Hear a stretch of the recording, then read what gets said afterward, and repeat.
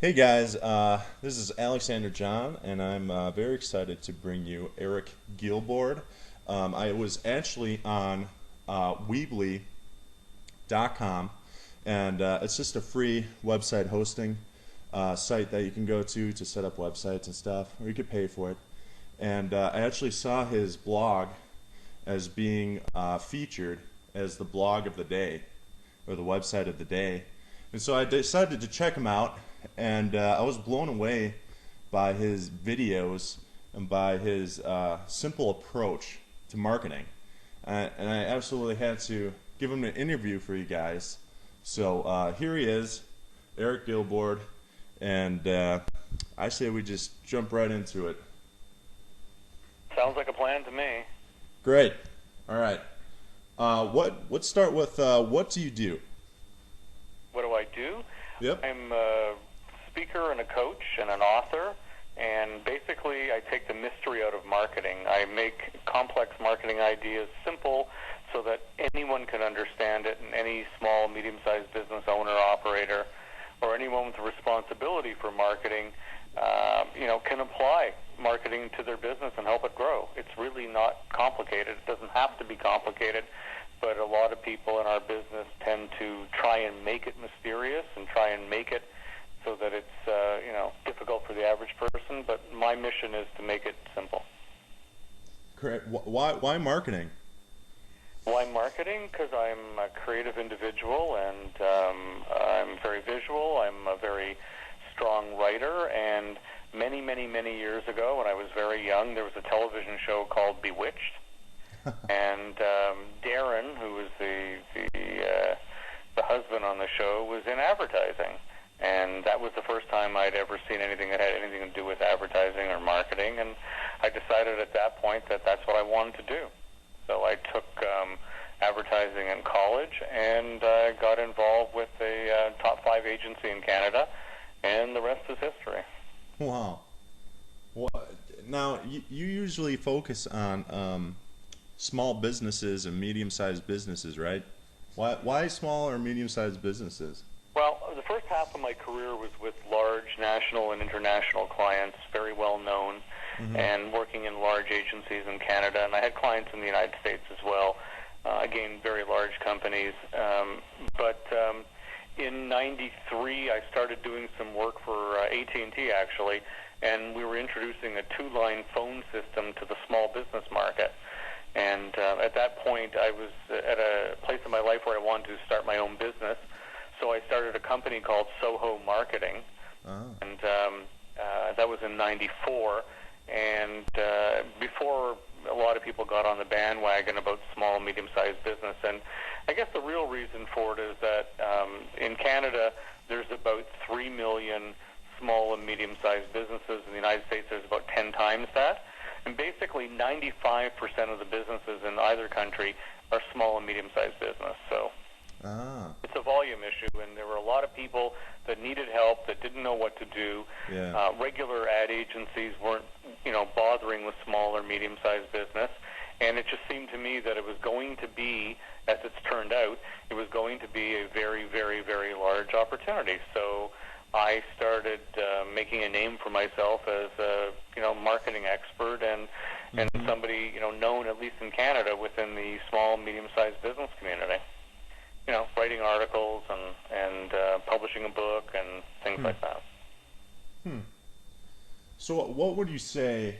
What would you say small businesses lack when it comes to marketing? What are like the top things that they lack? They lack focus. Clearly, they don't really have a clear understanding of who their audience is.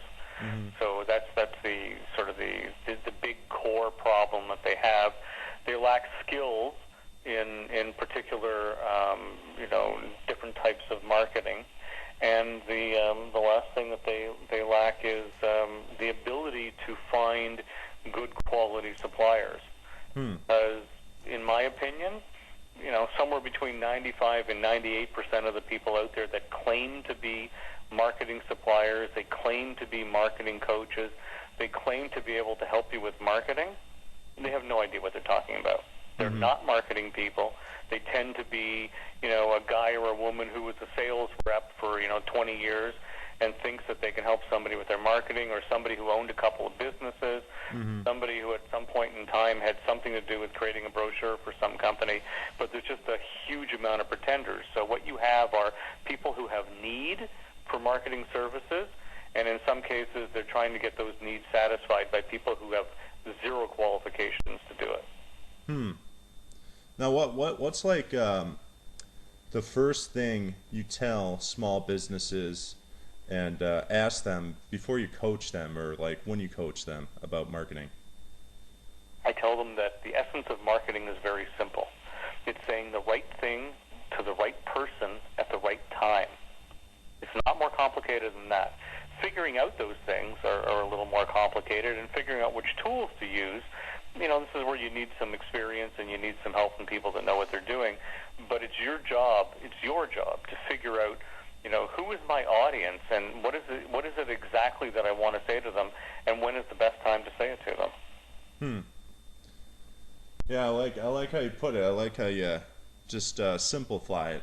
Most people think that everybody is their audience, and it couldn't be further from the truth. Yeah. The closer that you get, the more that you drill down, the more focused you get. I'll give you a simple example. If you walk into a networking function and you say to yourself, well, everybody's my audience, then you're going to walk in and you're going to think that 50 people in a room are all, potentially your customers. The reality is that not all 50 are, and probably 5 are at the most. You focus in on who you want, and maybe it's business owners of certain size companies, maybe it's companies that have been in business for X amount of time, maybe it's companies that have certain kinds of needs, maybe it's a geographic thing.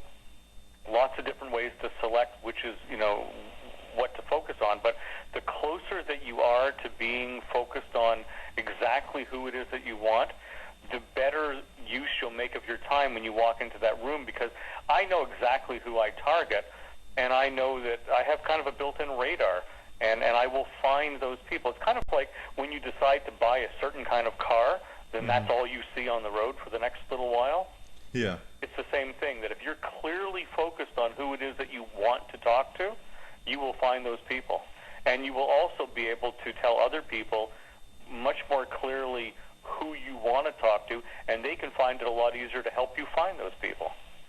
See, if somebody says to me, can you help me get more customers, and I say, who's your customer, and they go, it's everybody. No, my answer is I can't help you. Yeah, that's very true. That's I see the same problem online too, with online marketing people. They just they try to market to everyone when especially online they should be super targeted, Absolutely. I have a database that I market to with my every couple of weeks I do a marketing tips kind of a newsletter, and my database, part of it is companies in the 5 to 10 and 10 to $25 million range, and I know exactly which companies they are. And then I've got a new group that I added recently that are in the 1 to 5 million range. Now, these are the principals of the company, the owners, presidents, CEOs of the companies, all within the ranges of annual sales that I know I want to deal with. So for the most part, most of the people within my database are exactly who I want to be speaking with. Definitely. What's the number one question that you get about marketing that you could just hear over and over again? What should I do? Without any kind of background or without any kind of build up to it, it's just tell me what to do. Just to tell me what exactly where I should advertise. And there is no one answer. And the truth is that it's really a blend of traditional and new media. That's the other thing, is that everybody seems to think, when websites came along a few years ago, everybody thought they could abandon their traditional media, brochures and postcards and all that other stuff. Yeah. They thought they could walk away from that and just do a website. And then they realized that that wasn't the answer, so they started blending the traditional stuff and the website. Then social media came along recently in the last couple of years, and everybody thought they could just run to social media and abandon everything else.